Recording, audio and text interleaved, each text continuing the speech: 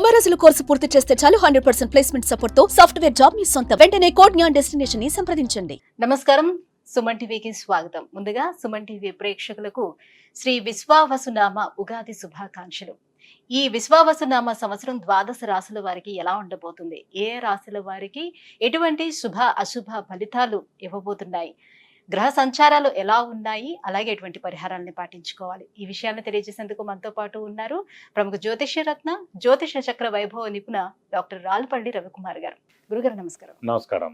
గురుగారు, కొత్త సంవత్సరంలోకి ఎంటర్ అవ్వబోతున్నాం. మరి కొత్త సంవత్సరం ఎలా ఉండబోతుంది ద్వాదశ రాశుల వారికి అని తెలుసుకునే ముందు గ్రహాల సంచారం ఎలా ఉంది, ముఖ్యంగా 4 గ్రహాలు మనకి ప్రతి సంవత్సరం మారేది, ఈ 4 గ్రహాల సంచారం ఎలా ఉంది, ఎలాంటి ఫలితాలు ఇస్తున్నాయి? శరదిందు సమాకారే పరబ్రహ్మ స్వరూపిణి వాసరాపీఠ నిలయ సరస్వతి నమస్తుతే. సుమన్ టీవీ ప్రేక్షకులకి నూతన సంవత్సర ఉగాది శుభాకాంక్షలు. మెయిన్గా ఏంటంటే ఈ సంవత్సర ఫలితాలు ఇప్పుడు చెప్పుకుంటున్నాం కాబట్టి ప్రతి నెల ఏంటంటే మాస ఫలితాలు చెప్పుకుంటున్నాం కాబట్టి మాస ఫలితాలు చెప్పుకున్నప్పుడు ఏంటంటే రవి 1 మంత్కి మారుతాడు ప్రతి నెల, అలాగే బుధుడు 20 డేస్, శుక్రుడు 20 రోజులు, అలాగే కుజుడు 45 రోజులు, అలాగే శుక్రుడు 20 రోజులు, చంద్రుడు అంటే ప్రతిరోజు ఒక్కొక్క నక్షత్రం మారుతుంటాడు. ఒక మెయిన్గా మటుకు గురువు, రాహు, కేతు, శని అండి. ఈ 4 కూడా ఏడాది పాటు ఇంచుమించుగా ఉంటారు కాబట్టి గురువు ఉన్నారంటే సంవత్సర కాలం పాటు అక్కడే ఉంటారు. అలాగే రాహు ఉన్నారనుకోండి, కేతు 1.5 ఇయర్ ఒక రాశి నుంచి ఇంకో రాశికి మారడానికి పడుతుంది. అలాగే శని ఉన్నారంటే 2.5 ఇయర్స్ మారుతారన్నమాట. కాబట్టి ముఖ్యంగా ఏంటంటే అందుకే ఈ సంవత్సర ఫలితాలు చెప్పుకున్నప్పుడు ఏంటంటే మెయిన్గా గురువు, రాహు, కేతు, శని యొక్క మార్పులు ఏంటనేవి తెలుసుకోవాలి. ముందుగా శని వచ్చేసి మనకి 30వ తారీఖు మార్చి నెల 2025 నుంచే మనకి కుంభరాశి నుంచి మీన రాశిలోకి ప్రవేశిస్తున్నాడు. అదే రోజు ఉగాది అయింది, అదే రోజు శని కూడా మారుతున్నారు. అలాగే రాహు, కేతులు వచ్చేసి మనకి 18 మే 2025. రాహు మారంటే కేతు కూడా మారుతాడు. అందుకే చూడండి ఎప్పుడు కూడా జాతకంలో రాహు ఆపోజిట్ కేతు ఉంటారు. నవాంశలో తీసుకున్నా కూడా రాహు ఆపోజిట్ కేతు ఉంటారు.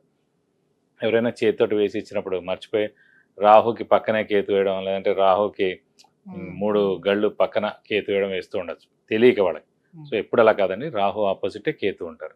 ఇంకోటి ప్రతి గ్రహం కూడా క్లాక్ వైజ్ తిరుగుతుంది, ఒక్క రాహుకేతువులు మటుకు యాంటీ క్లాక్ వైజ్ తిరుగుతుందన్నమాట. కాబట్టి రాహుకేతువులు మటుకు ఏనార్థం ఒక రాశి నుంచి ఇంకో రాశి మారుతారు. అతనేమో 18 మే 2025 నుంచి ముఖ్యంగా రాహు వచ్చేసి మనకి కుంభరాశిలోకి వస్తాడు, అలాగే కేతు వచ్చేసి మనకి సింహరాశిలోకి వస్తారు. వీళ్ళిద్దరు కూడా ఏనార్థం పీరియడ్ అక్కడి నుంచి ఉంటారు 18th మే నుంచి. నెక్స్ట్ వచ్చేసి మన గురువు, ముఖ్యంగా ఏంటంటే గురువే ఇంపార్టెంట్. అందరూ అనుకుంటారు గురువు మార్పు మళ్ళీ వస్తుంది. గురువు ఏ రోజైతే మారుతాడో ఆ రోజే పుష్కరాలు స్టార్ట్ అవుతాయండి. ఇదే రూల్ అనమాట. సాధారణంగా గురువు ఏ రాశి నుంచి ఏ రాశి మారుతుంది మనం అనుకుంటుంటాం. మన జాతకం చెప్పినప్పుడు కూడా మన రాశి నుంచి 2వ స్థానంలో, 5వ స్థానంలో, 7వ స్థానంలో, 9వ స్థానంలో, లాభస్థానంలో గురువు ఉన్నప్పుడు మన శుభ ఫలితాలు చెప్తుంటాం కదా. సో అందరూ అనుకుంటుంటారు అబ్బాయి ఎప్పుడు మన రాశి నుంచి 2nd హౌస్ వస్తుంది, ఎప్పుడు మన రాశి నుంచి 5th, 7th, 9th, 11th వస్తాను. సో వాళ్ళకి ఒకటే నమ్మకం ఏంటంటే ఈ రోజైతే పుష్కరాలు స్టార్ట్ అవుతాయో ఆ రోజు గురువు ఒక రాశి నుంచి ఇంకో రాశిలోకి మారుతున్నట్టు మనం ఈజీగా గుర్తించవచ్చు. ఇంకోటి అంటే ముఖ్యంగా చాలామందికి అంటే ఇప్పుడు కొంతమందికి వివాహం కాని వారు ఉంటారు, సంతానం లేని వారు ఉంటారు, ఉన్నత చదువు గురించి వెళ్ళిన వాళ్ళు ఉంటారు, అలాగే ఫారెన్ విజిట్స్ కానీ, ట్రావెల్స్ కానీ, అంటే అసైన్మెంట్స్ కానీ గురించి వెళ్తారు, కొత్త జాబ్ గురించి, ప్రమోషన్స్ గురించి, అలాగే సంతానం, గృహం, వాహనం ఇవన్నీ కూడా మనం చెప్పుకోవాలంటే కనుక గురువు యొక్క మార్పుతోటే చెప్పాలన్నమాట. కొన్ని రాశుల వాళ్ళకి లాస్ట్ 2 ఏళ్ళు లేదనుకోండి, ఈ ఏడాది ఉంటుంది. అంటే ఆ ఏడాది వాళ్ళకి 2వ స్థానం కానీ, 5వ స్థానం కానీ, 7వ స్థానం కానీ, 9 కానీ, 11లోకి వచ్చినప్పుడు ఆ సంవత్సర కాలం పాటు. ఓవరాల్ గా అంటే ఈ 4 గ్రహాల మార్పుతోటి దేశవ్యాప్తంగా ఎటువంటి మార్పులు చోటు చేసుకునే అవకాశం ఉంటుంది? ఆర్థిక పరంగా కానివ్వండి, అంటే ఆర్థిక పరంగా ఇవన్నీ కూడా ఎక్సలెంట్గా ఉంటాయి. ఎందుకంటే బుధుడు మెయిన్ వ్యాపార కారకుడు ఎవరికైనా సరే. ఆర్థికానికేమో బుధుడు అవుతాడు, అలాగే గురువు కూడా అవుతాడు. గురువు వచ్చేసి మనకి సంచారం మిథున రాశిలోకి వస్తున్నాడు. మిథున రాశి అధిపతి బుధుడు అండి. సో ఎప్పుడైతే మిథున రాశి అధిపతి బుధుడిని ఈ గురువు కలుస్తాడో, అంటే ఆ మిథున రాశిలోకి వచ్చే సంవత్సర కాలం పాటు ఉంటాడో, సో వ్యాపార అభివృద్ధి ఉంటుంది, దేశాభివృద్ధి ఉంటుంది, అన్ని విధాలు కూడా చాలా బాగుంటుంది. ప్లస్ చాలామంది అంటే ఇంకా వ్యాపారం విపరీతంగా పెరుగుతున్నాడు, ఎక్స్పోర్ట్ కానివ్వండి, ఇవన్నీ కూడా విపరీతంగా పెరుగుతాయి అన్నమాట. వాతావరణ పరిస్థితుల్లో ఎటువంటి మార్పులు? వాతావరణం కూడా చాలా బాగుంటుంది. ఎందుకంటే శని కూడా మనకి గురువు స్థానం అయిన మీన రాశిలోకి వస్తున్నాడు. ఇంకోటి ఏంటంటే ఆధ్యాత్మిక కారకుడు శని, గురువు, కేతు కూడా అండి. అలాంటి ఆధ్యాత్మిక కారకుడైన శని వచ్చేసి మనకి గురువు రాశి అయిన మీన రాశిలోకి ఉంటాడు కాబట్టి సో ఆధ్యాత్మిక వాతావరణం 2.5 ఇయర్స్ పరిపూర్ణంగా ఉంటుందని చెప్పుకోవచ్చు. శత్రు దేశాల నుంచి వివాదాలు కానీ అలాంటి చోటు చేసుకుని అలాంటివి ఉండవండి. అలాంటివి అయితే ఏ ఇబ్బంది ఉండదు, ఖచ్చితంగా ఉండదు. జూన్ తర్వాత నుంచి ఇలాంటి ప్రాబ్లమ్స్ అన్ని కూడా తీరిపోతాయి. కొన్ని రోజులు ఏంటంటే కుజుడు కూడా నీచ స్థానంలో ఉంటాడు అన్నమాట కర్కాటక రాశిలో ఈ మే, జూన్ ఆ సమయాల్లో. ఒకసారి జూన్ వెళ్ళిపోయిన తర్వాత నుంచి మటుకు ఎలాంటి ప్రాబ్లమ్స్ ఉండవు దేశానికి మటుకు. గురుగారు, మరి శ్రీ విశ్వావసునామ సంవత్సరం మేషరాశి వారికి ఎలా ఉండబోతుంది? వీళ్ళకి ఈ 4 గ్రహాలు ఎంత సపోర్టివ్ గా ఉన్నాయి? తప్పకుండా అమ్మ. మేషరాశి అనగానే మనకి అశ్విని 1, 2, 3, 4 పాదాలు, భరణి 1, 2, 3, 4 పాదాలు, కృతిక 1వ పాదం, ఈ నక్షత్రాల సమూహంతో మనకి మేషరాశిలోకి వస్తుంది. వీరి మటుకు కొంచెం మిశ్రమంగా ఉందని చెప్పుకోవాలి. ఎందుకంటే మొన్నటిదాకా వీళ్ళకి గురుబలం, శనిబలం, రాహుబలం, కేతుబలం పరిపూర్ణంగా ఉండేవి. ప్రస్తుతం మటుకు గురుబలం తగ్గింది, ఎందుకంటే తృతీయ స్థానంలోకి వచ్చాడు. అలాగే శని వచ్చేసి ఏలినాటి శని స్టార్ట్ అయ్యింది. 30th మార్చి నుంచి ఏలినాటి శని స్టార్ట్ అవుతుంది. కాబట్టి వ్యయ స్థానంలోకి శని వస్తున్నాడు. రాహుని తీసుకుంటే మనకి లాభస్థానంలోకి వస్తున్నాడు, అది పర్వాలేదండి. అలాగే కేతు వచ్చి మనకి పంచమ స్థానంలో ఉన్నాడు, అది కూడా పర్లేదు. సో రాహు కేతుల బలం పరిపూర్ణంగా ఉంది కాబట్టి ఏలినాటి శని ఎఫెక్ట్ మనకు ఖచ్చితంగా, అంటే ప్రస్తుతం వెంటనే స్టార్ట్ అయింది కాబట్టి ఇప్పుడే ఎఫెక్ట్ ఏమి ఉండదు. ఫస్ట్ 2.5 years మటుకు మిశ్రమంగా ఉంటుంది, తర్వాత మటుకు కొంచెం ఉధృతంగా ఉంటుంది. ఎందుకంటే కుజుడికి శనికి అస్సలు పడదు. ఇంకోటంటే మేషరాశిలోనే శని నీచ స్థానం అనమాట.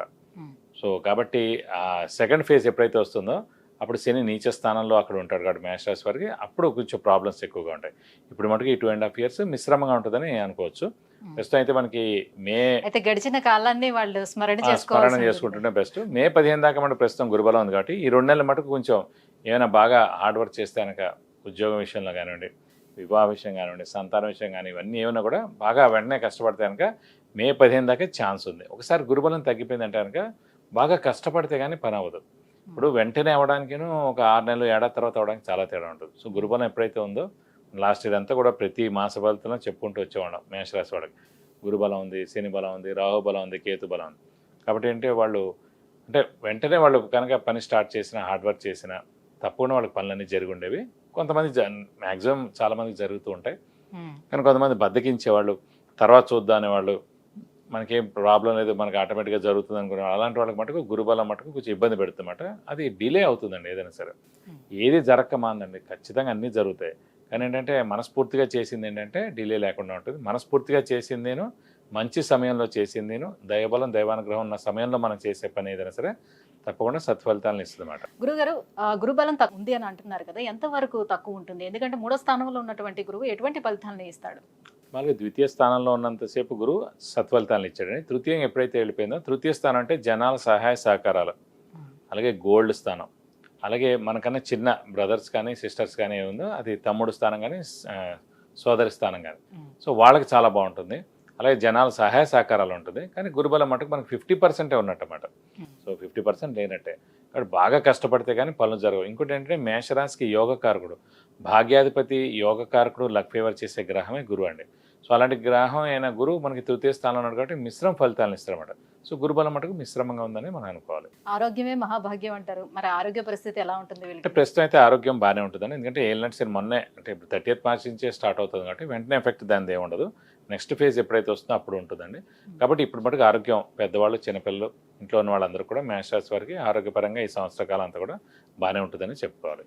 సో ఏలినాటి శని ఇప్పుడే ప్రారంభం అవుతుంది. మరి స్థానచలనం కూడా ఉంటుందా వీళ్ళకి? ఇప్పుడే స్టార్ట్ అవుతుందా? ఈ విషయంలో కూడా స్థానచలనం తప్పకుండా ఉంటుందండి. ఒకసారి ఏలినాటి శని స్టార్ట్ అయిందంటే తప్పకుండా స్థానచలనం ఉంటుంది. అది ఇల్లు మార్పు కానీ, ఉద్యోగ మార్పు కానీ, ట్రాన్స్ఫర్ అవడం కానీ, లేదంటే వేరే ఊరికి వెళ్ళడం కానీ, లేదంటే ఫారెన్కి మొత్తానికి షిఫ్ట్ అయిపోవడం కానీ, ఫారెన్లో జాబ్ రావడం కానీ, ఇలాంటివన్నీ కూడా అవకాశం ఉంది. కాబట్టి ఫారెన్ ఎవరైతే వెళ్ళాలనుకుంటున్నారో ఇది సరైన సమయం అనమాట. సో వారు బాగా కష్టపడితే ఖచ్చితంగా ఫారెన్ వెళ్ళేందుకు అవకాశం ఉంది. అలాగే ఉన్నత చదువు గురించి ఎవరైనా విద్యార్థులు ఎవరైతే ఉన్నారో ఉన్నత చదువు గురించి ట్రై చేస్తే వాళ్ళు కూడా తప్పకుండా ఫారెన్ వెళ్ళేందుకు అవకాశాలు ఎక్కువగా ఉన్నాయి. మరి ఎటువంటి పరిహారాలను పాటించాలంటారు? ఏలినాటి శని కోసం, గురు బలం కోసం ఎలాంటి పరిహారాలు? ప్రస్తుతం ఏంటంటే గురువు పర్వాలేదని తృతీయ స్థానంలో ఉన్నా కూడా శనికి మటుకు తప్పకుండా పరిహారాలు చేసుకుంటే మంచిది. ఇప్పటి నుంచి ఎందుకంటే మేషరాశికి అధిపతి కుజుడండి, శనికి కుజుడికి అస్సలు పడదన్నమాట. కాబట్టి మనం ముందు నుంచే అలర్ట్ అవుతే కనుక మంచిది. కాబట్టి ప్రతి శనివారం ఇంకా మన చేతిలో ఉన్నది విద్య ఒకటే మేడం, ప్రతి శనివారం ఉపవాసం అనేది ఉండడం చాలా మంచిది. సైంటిస్టులు చెప్తున్నారు, డాక్టర్స్ చెప్తున్నారు, అందరూ చెప్తారు ఉపవాసం ఉంటే కనుక చాలా మంచిదని. ఇది ఎప్పటి నుంచో మన ఋషులందరూ చెప్తారు. కాబట్టి ఏదైతే గ్రహం బాగాలేదో ఆ రోజున మనం ఉపవాసం ఉండడం చేతన నేను మాడిపోయి ఉంటున్నాను, నేను కడుపు కాలిపోయి ఉంటున్నాను, సో అప్పుడు ఆ ఎఫెక్ట్ ఏం పడదన్నమాట. పోలే పాపం వాడు మన గురించి ఇదిలో ఉన్నాడని చెప్పి ఆ ఎఫెక్ట్ కూడా ఎక్కువ పడదు. కాబట్టి ఉపవాసం పరిపూర్ణంగా ఉంటే కనుక తప్పకుండా ప్రతి శనివారం ఇప్పటి నుంచి 7.5 ఏళ్ళు ఫిక్స్డ్గా పెట్టుకుంటే సరిపోద్ది. ఏలినాటి శని అయ్యేదాకా మనం ఖచ్చితంగా ప్రతి శనివారం ఉపవాసం ఉంటే చాలా మంచిది. అలాగే శివుణ్ణి లేదంటే ఆంజనేయ స్వామిని ఎక్కువగా ఆరాధిస్తే చాలా మంచిది. ప్రతిరోజు శివుడు అష్టోత్తరం కానీ లేదంటే ఆంజనేయ స్వామి అష్టోత్తరం చదువుకున్నా కూడా మీకు అన్ని విధాలా మంచి చేకూరుతుంది. విద్య, ఉద్యోగం, వివాహం, విదేశీయానం, ఆరోగ్యం అలాగే ఐశ్వర్యం వీటన్నిటి గురించి తెలుసుకోవాలంటే కింద స్క్రోల్ అవుతున్నటువంటి నెంబర్లకి కాల్ చేసి గురువుగారు అపాయింట్మెంట్ పొందవచ్చు. గురువుగారు, ఈ విశ్వావసునామ సంవత్సరం మేషరాశి వారికి ఎలా ఉండబోతుంది, ఎలాంటి పరిహారాన్ని పాటించుకుంటే బాగుంటుంది, ఈ విషయాన్ని తెలియజేసినందుకు ధన్యవాదాలు. నమస్కారం.